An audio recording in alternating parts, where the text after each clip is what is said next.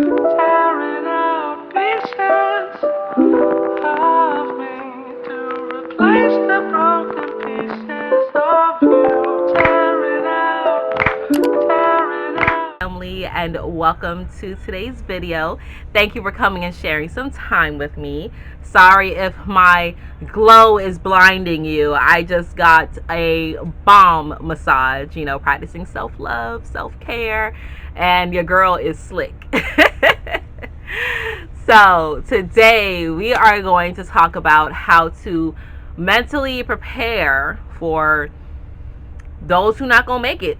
All right, I know I've touched on it, I know I've spoken on it. I know that we've already kind of dove into this, but not everyone quite is gonna quite get the magnitude of the shift that we're going through.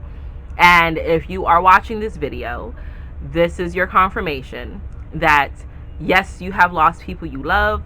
Yes, it is hurtful. Yes, you may want to go back to them, but do not do it if it's going to hurt your well-being. Do not give in to that nostalgia and feeling of comfort, okay, by going backwards. Don't do it.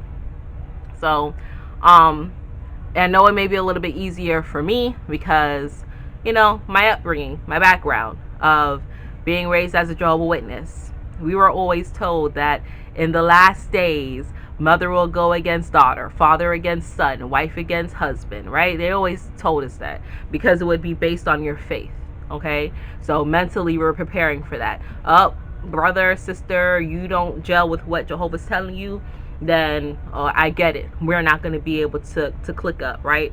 It's cool. I understand. And I've prepared for that for a very long time. But now it's moving on a different frequency because, I'm no longer Jehovah's Witness. So it's moving on to, okay, well, you don't align with what I feel and what I'm going through. So I understand that we may not be able to associate, okay? I know for other people it may be hard, especially those who are really in tune with their family, right? Those who are close with friends and relatives. And now, instead of it being a race war, it's against those who have taken the jab, the candy, and those who are firmly standing against it, right? It's pitting families against each other. Oh, you don't have it, you can't come to the reunion. Oh, you don't have it, you can't hold the baby. Oh, you don't have it, you can't come into my house. Oh, you don't have it, you got to wear 2 masks, okay? And it's making people feel so secluded. And as social beings, it can be really detrimental to your psyche. So, one, you have to know that those who are not on the same frequency or wave as you have to let them go. It's like trying to save a drowning person, someone who's drowning, who won't listen to you. They're frantic and they're flapping, and you're trying to pull them up, and you're throwing them the ring, the life ring, and they're frankly flailing, and now the ring's all the way across the other side of the water. Then you try to throw them a little noodle to pull them in, right? They done tore the noodle up. All right, they're like, no, just come and give me your hand. Then they get your hand and they flip you off the vessel that you're on, right? So you're staying dry. Now you wet. Now you in the water. Now you trying to hold them up and they still scared, so they pushing you under, right? Kind of drowning you too. That's exactly what it is when you try to be in connection with someone who's not on the same wave as you. You got to let them go. There's levels to this shit. There's levels to it, okay? Just like in a video game. Just like in life, okay? There's levels to certain things. So if they're not on the same level as you, you are never going to be able to get them in the same psyche as you, to have them understand what it is that you're trying to show them. You're trying to frantically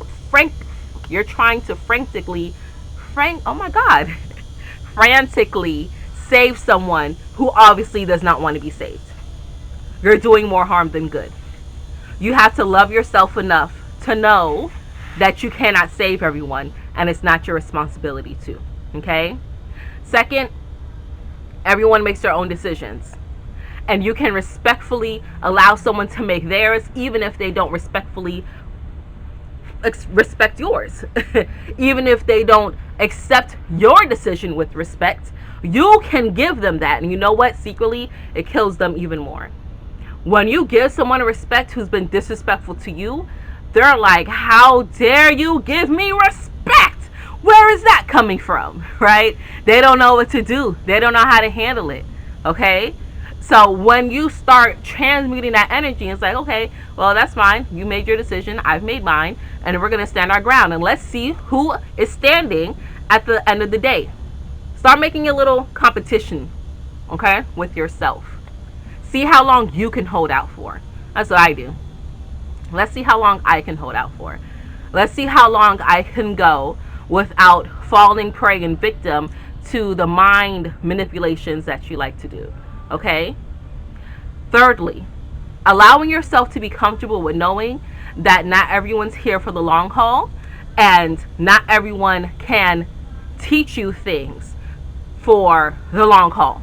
Sometimes you outgrow people. Sometimes you outgrow situations. And that is okay. Allow yourself to grow. Allow yourself to not be stuck in the same constant tidal wave. Okay? You don't have to put yourself through that. Not everyone's going to get it. I've said this before. We can watch the same thing and have a different perspective on it because of the way how you're viewing it, the eyes that you're viewing it, the mentality that you're seeing it as is completely different than what I'm going through. So receive that and know that you can't always be a magician and change everybody's outlook. And that's okay. It's not your job and responsibility. The only thing that you owe people is an example. Excuse me. You only owe them an example of success. And you can be successful in your own right. They may not feel that what you're doing will lead to success, but if you feel that what you're doing is going to lead you to success, that's the only validation you need. Screw a blue check. You don't need that. You just need your own validation and stamp of approval. That's why you got to love yourself first. Because when you love yourself, you are in want of nothing. It doesn't matter who it is. I've mentally said goodbye to parental figures, to siblings, to cousins, to business partners. I've done it. And I felt good about it. Because I know that the course they're on is not leading me to my best version of myself. I know that just like the teachings I received as an adolescent, the road to success is narrow and cramped, but the road to doom is wide and spacious. A whole lot of people can get on that wide road of destruction. That's what the masses do. I've learned that the masses normally lead you to destruction.